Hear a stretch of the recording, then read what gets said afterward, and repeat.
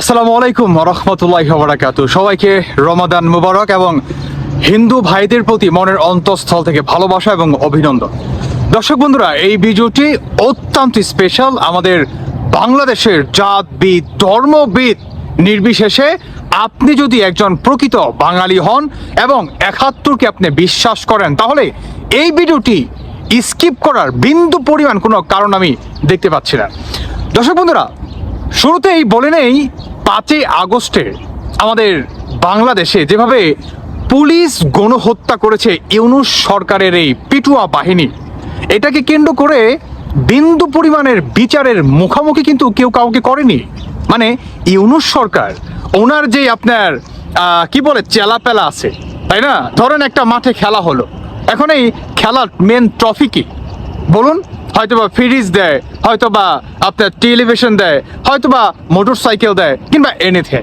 কিন্তু ডক্টর ইউনূস এই খেলার ভিতরে তার চ্যাম্পিয়নদের দিয়েছিল পুলিশের আপনার জীবন্ত দেহ, আওয়ামী লীগের নেতাকর্মীদেরকে, যে এই হচ্ছে তোমাদের ট্রফি, এদেরকে তোমরা বিশেষভাবে যেমনে মন চায় তেমনি তোমরা দখল করে রাখো।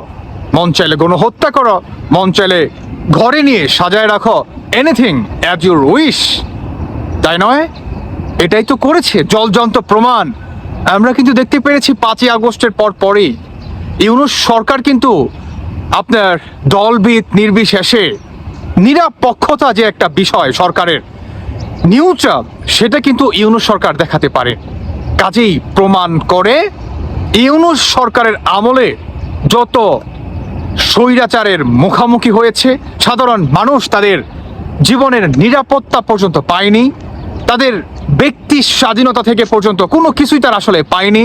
তাদের জীবনকে আসলে মানে কি বলে এক প্রকার হায়নাদের মুখে পড়ে তাদেরকে শেষ হয়ে যেতে হয়েছে। এই যে এই ধরনের অপকর্মর সাথে যে বা যারা জড়িত, তাদের কি আইনের আওতায় আনা উচিত নয়? জনাব তারেক রহমান সাহেবের দৃষ্টি আকর্ষণ করছে। আপনি একে একে সব জায়গা নিয়ে আপনি কথা বলছেন। আপনি জুলাই সনদের বিরুদ্ধে, আসলে সেই দিকটা থেকেই বিচার চাওয়া। কারণ যে নাকি জুলাই সনদকে বাস্তবে রূপ দিবে, সে আসলে ৭১কে বিশ্বাস করে সেটি কলমে খাতায় বা মাথার ভিতরে আপনাকে অপারেশন করে ভিতরে যে দিয়ে দিতে হবে, সেটা কিন্তু নয়, তাই না? যে নাকি বিশ্বাস করে ৭১, সে কখনো জুলাই মানে না। কাজেই জনাব তারেক রহমান সাহেব, আপনার সরকারের দৃষ্টি আকর্ষণ করছি।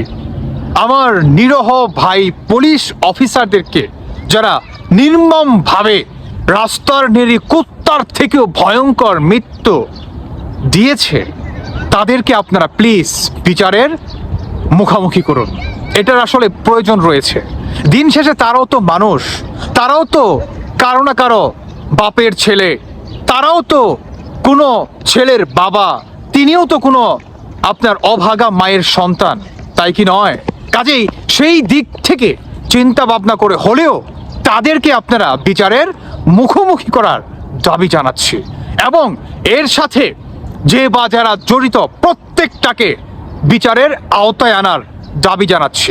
শেখ হাসিনা উনি যদি ৫ই আগস্টে মানে তথাকথিত অন্তর্বর্তীকালে সরকারের যেই খেলোয়াড়রা, তারা যদি বলে থাকে যে শেখ হাসিনা পুলিশ দিয়ে গণহত্যা করিয়েছে, কাজেই শেখ হাসিনা ফ্যাসিস্ট, যদি এই ট্যাগের কারণে এবং এই তথাকথিত কথার কারণে শেখ হাসিনা বা আওয়ামী লীগ সরকার যদি ফ্যাসিস্ট হয়ে যায় জনাব তারেক রহমান সাহেব, তাহলে ৫ই আগস্টের পরে আওয়ামী লীগের যেই কর্মীদের তারা নির্মমভাবে গণহত্যা করেছে, পুলিশদেরকে তারা গণহত্যা করেছে, পুলিশদের সমস্ত ক্ষমতা তারা কেড়ে নিয়েছে, আপনি যদি কোনো অবস্থান নিতে চান, সাধারণ জনগণের জান মালের নিরাপত্তা যদি আপনি দিতে চান, তাহলে আপনার থানা ঘেরাও করা হয়েছিল।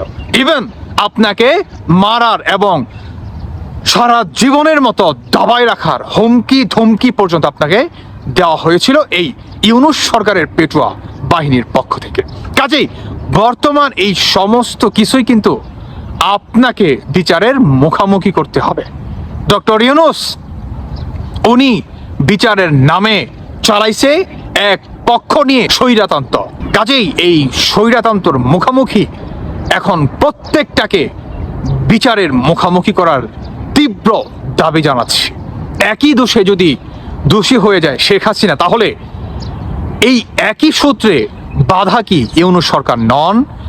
শেখ হাসিনা যদি ফ্যাসিস্ট হয়, তাহলে আসল ফ্যাসিস্ট কে বা কারা ইতিমধ্যেই আপনারা দর্শক বন্ধুরা বুঝে গিয়েছেন। আসলে রোজা রেখে আর বেশি গভীরে যেতে চাচ্ছি না, কারণ রোজা রেখে বেশি কথা বললে রোজা হালকা হয়ে যায়। আমার মনে হলো আমার এই কথাগুলা বলার প্রয়োজন। আমি এই কথাগুলা দর্শক বন্ধুরা মনের একটু কষ্টের কথা বলি। আমার এই কথাগুলা আমি 13 তারিখের পর থেকেই বলতাম, কিন্তু ইউনূস সরকার আমার গলা এইভাবে চেপে ধরছিল, যার কারণে আমি বলতে পারিনি। না হলে আমি তো স্যার 13 তারিখেই আমার প্রথম এবং ফার্স্ট ভিডিও হতো পুলিশ গণহত্যার বিচার চাই। সেকেন্ড, আওয়ামী লীগের নেতাকর্মীদের যারা নাকি নৃশংসভাবে হত্যা করেছে তাদের প্রত্যেকটার বিচারের দাবি জানাচ্ছি, এরকম হতো। এনিওয়ে, আমার আর কিছু বলার নেই। জনাব তারেক রহমান সাহেব, আশা করি আপনি এটার বিচারের মুখোমুখি করবেন, যদি আপনি পুলিশের সেই আগের সাহসটি ফিরিয়ে দিতে চান, যদি মানে রাস্তাঘাটে তাদের অ্যাক্টিভিটিস আগের মতো আপনি ফিরে পেতে চান, যদি সাধারণ জনগণের যান মালের নিরাপত্তা এবং মা বোনেরা আওয়ামী লীগের আমলে যারা রাস্তাঘাটে আপনার রাতে ঘুরে বেড়াতো বাজার সদাই করার জন্য, মার্কেট শপিং থেকে শুরু করে ইত্যাদি ইত্যাদি তাদের জীবনের জরুরি প্রয়োজনের জন্য, সেই একই নিরাপত্তা যদি আপনি জনগণের মাঝে ফিরিয়ে আনতে চান, তাহলে ফার্স্ট অফ অল আপনাকে পুলিশের এই ন্যায্য বিচারের সেটি আদায় করতে হবে। তাহলেই আপনি সেটি আশা করি ফিরে পাবেন ইনশাল্লাহ। দর্শক বন্ধুরা, আপনারা কি মনে করছেন অবশ্যই জানিয়ে যাবেন। ভালো থাকুন সবাই। আল্লাহ হাফেজ। আসসালামু আলাইকুম।